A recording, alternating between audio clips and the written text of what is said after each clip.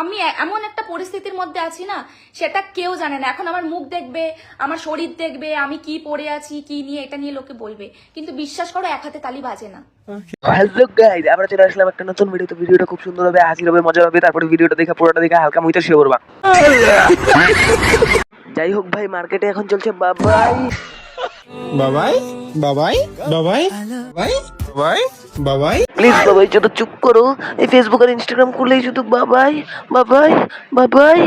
এই বাবাইয়ের বিচি মানে বিচি না আর কি, বাবাই ও বাবাই। কি সব করছো এটা মুখে?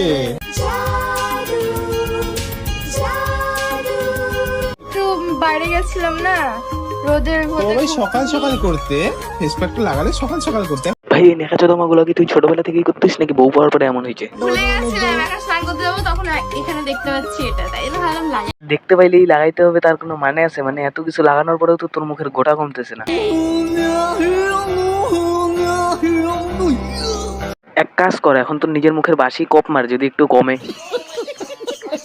মুখটা কেমন লাগছে দেখি, ভূতের মতো লাগছে। না না, কিউট লাগছে ভাই, এরকম কিউট লাগছে। দেখো গাইস কত সুন্দর লাগছে। ওয়াও, একদম বাদরের পুত। ইয়ে ইয়ে ভাই, তুই ওকে একদিন পাঠার বিচি খাওয়া, দেখ ও ঠিক হয়ে যাবে। ভাই কি করছো তুমি? কি হয়েছে? সুন্দর লাগছে জানো। আচ্ছা কোথায় যাচ্ছ তুমি? পাগিগঞ্জে ব্রিজে যাবো আমরা, ঘুরে ঘুরে করতে। ব্রিজ থেকে ঝাঁপ মারে না কেন কেউ? তাই বাহ, খুব সুন্দর লাগছে তোমাকে। জীবনে এত খাইস তবু তোর হয় না? মানে যখনই দেখি তখন গেলে খাইতেই থাকিস খাইতেই থাকিস।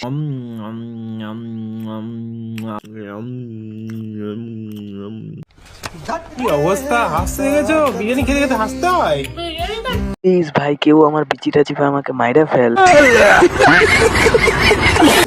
ওটাই তো বলছি, বিরিয়ানি খেতে খেতে হাসছো। টেস্টি, তোমাকে তো খুব কিউট লাগছে। ওটা কিউট নাম, ও হলো উট পাখির ডিম যার মাথায় বেনুনি করা হয়।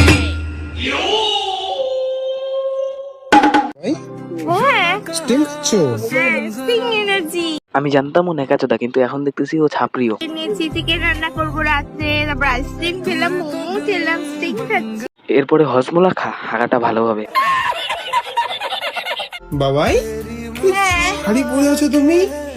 হঠাৎ এত ভাগ্য কেন আমার আজকে? শাড়ি ও পরছে, তাতে তোর ভাগ্যের সম্পর্ক কি? তোর শাড়ি পরছে নাকি? তো শাড়ি পরো কই বলো তো বাবাই? বড়রা শাড়ি পরে, ও তো বাচ্চা, ওকে ডাইপার পরা।